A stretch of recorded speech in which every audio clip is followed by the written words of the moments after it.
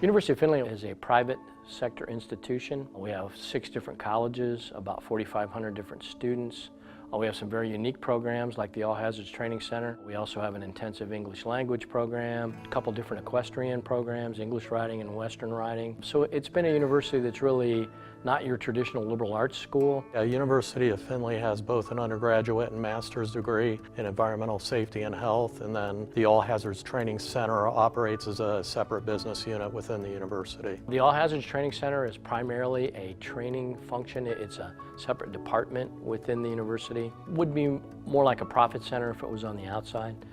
So we've been structured pretty much differently than the academic programs. Most of what we do is custom corporate training, so companies that have multiple locations, we come in and deliver a consistent message to them. Half of our business comes from public sector work like the Rural Domestic Preparedness Consortium, PUCO grants, and this DOT PHMSA grant that we have now to train volunteer firefighters. The University of Findlay's All Hazards Training Center was awarded a grant from the U.S. Department of Transportation, Pipeline and Hazardous Materials Safety Administration, or what we call DOT PHMSA, for their ALERT program, which is Assistance for Local Emergency Response Training. Big concern in the nation today, most rail transport obviously is in rural areas.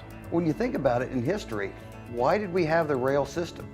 It was built from coast to coast to make sure that people could be transported. And that's why there's a small depot in every community. With that, instead of people now, we transport commodities. And those commodities are out there, and every city can have that problem. From a single car that's having problems, leaking valve, leaking pressure device, to a situation where you're dealing with multi-car stack-ups because, you know, a track broke or axle broke on a car and just causes really large derailment. I think the awareness that we will be able to give the first responder community through this grant is the ability to more confidently handle a spill of crude oil, flammables, ethanol, other chemicals like that. Well, I think so many of our rural communities across the country and here in Ohio are volunteers, and so they don't get a lot of the training that the career departments get, and I think it's critical with the hazards that we face today in public safety that they take advantage of every opportunity they have for training. I think the challenges that the rural community is going to face, that the big cities don't face, is the challenge of arrival on the scene. In the larger jurisdictions, arrival is literally going to be within minutes of the derailment. In a rural area, you could be arriving on the scene literally 30, 45 minutes after the derailment occurs. The course mainly is built for rural and volunteer firefighters in the setting outside of the larger cities. Now, all firefighters can come, but it was geared for firefighters that were in a setting where they didn't have training, where they could go to the training facility, because a lot of our volunteers work all through the week. From early on in the grant, they decided they wanted a little bit more than just a classroom course. We decided that we wanted to have some real life things with rail cars. Obviously, we can't take a real rail car out to these courses, so we've built some trailers. Started off with a rough drawing that I did pencil on a piece of paper, and then the build started.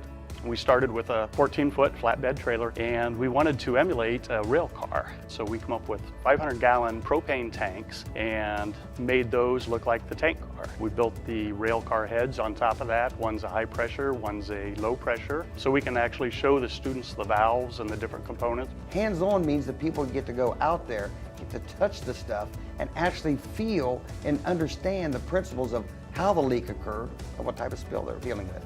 The key learning objectives for this training are to enable volunteer firefighters to be able to recognize and identify basic rail car design features, including components on general service rail cars and also pressure tank cars.